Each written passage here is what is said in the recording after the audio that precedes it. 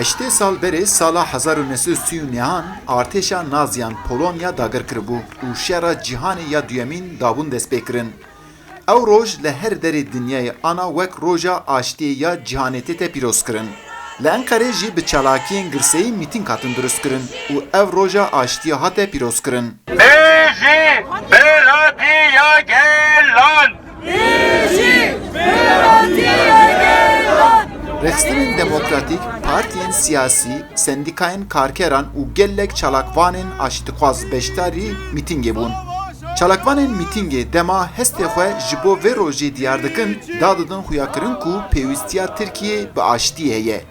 Ben ülkemde barış istiyorum. Ez li welatê xwe aştî û biratiya gelan dixwazim. Ez naxwazim şer û kuştin çêbe. Ji bo vê yekê ez li virim. Di dema şer de di asta yekemîn de jin û zarok dêşin. Dayêk zarokên xwe ew qas asan mezin nakin.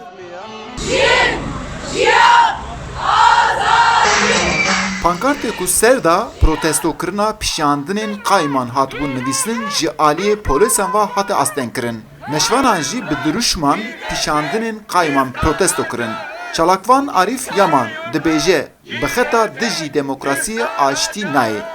Daxwaziya min ew e ku mirov di nav aştî û demokrasiyê de bijîn û bextewer bin. Cîhaneka bêşer dixwazim. Heke li dinyayê şer rabe, mîtîngerî jî radibe û dinyayek bi aştî û biratî pêk tê.